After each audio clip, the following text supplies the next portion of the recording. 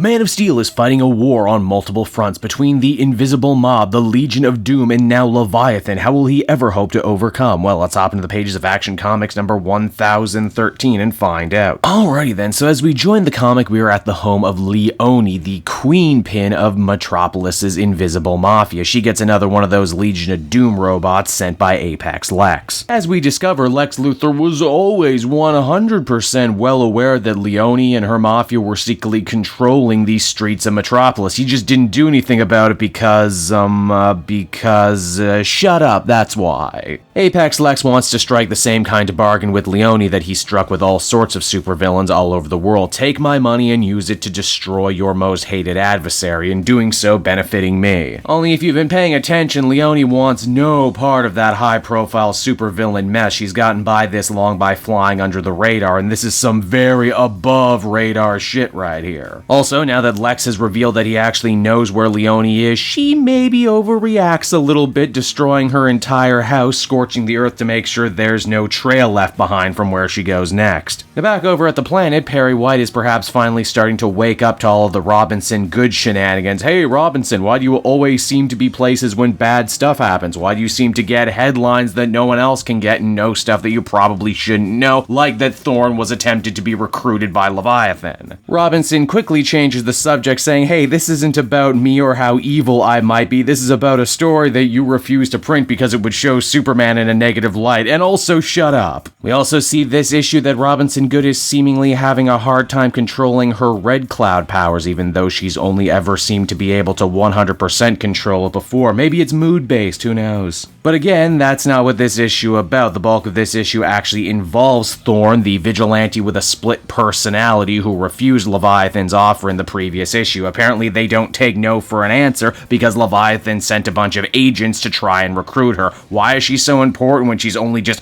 kinda good with a gun and kinda good in a fight? Shouldn't they be going after people with more powers? The answer to that is a resounding shut up. Also, all of this chaos means Superman is finally supposed to get involved here in a story that's supposed to star Superman. Ain't that just a novel concept? It would seem that despite all of the bullets that Thorn was letting let fly, these Leviathan agents can't be killed that way. Their armor is just too strong. In fact, they're not even sure if they can take it off. Superman tries to pump one of the henchmen for information, which seems strange because if you read Leviathan issue number 2, they heavily implied that all of these goons are actually just brainwashed members of other spy organizations, and as such, why should they tell Superman anything? They don't, by the way. In fact, they get teleported away in that same blue light that monster used to seemingly destroy Argus, the DEO, and Spiral. After this run-in, Clark thinks, hey, maybe I should write something about this for the paper. Wouldn't Perry like that? The fact that all these spy agencies might not actually have been destroyed, just teleported elsewhere. I know we've learned this information like 3 times in 3 different issues, but let's treat it like it's a new tidbit here. But wait, we're not done yet, because as the comic winds down, Apex Lex decides to go with the silver medal. He couldn't get Leone on his team, but maybe Red Cloud would like to take a bunch of money and resources to finally kill Superman. Lex also says that he knows her origin story and the source of her powers, and maybe Robinson doesn't. Maybe that's why we haven't gotten an origin for this character, even though she's been around for like over a year now. I don't know. And so that was Action Comics number 1013, everybody, and I don't think I'm gonna shock anyone when I say this was a boring slog of an issue. People say a lot about the quality of Bendis' DC writing, and in truth, I always wanted to give him the benefit of the doubt, but it's this Bendis right here I fear, the guy who's writing an event and several other books, and writing them so far in advance it's only a matter of time before one of the titles starts suffering. Well, Action Comics is the title that's suffering, which is a shame because I always thought this one was better than Superman. We don't learn anything new about Leviathan or Robinson Good or the Invisible Mafia. No storyline is actually progressed. We're all just running on the spot here. It's also really annoying to have the Event Leviathan story clogging up the pages of Action Comics when there's so little movement going on in that 6-issue event at the same time. It's like Brian Michael Bendis thought, well, I got 3 actual issues of story, so how can I stretch this over a 6-issue mini and also continue to stretch it over Action Comics as well? The answer is very thinly. Let me just say I'm glad I recorded this video right after reading the book because I'm already starting to forget what exactly happened here. A 4 out of 10.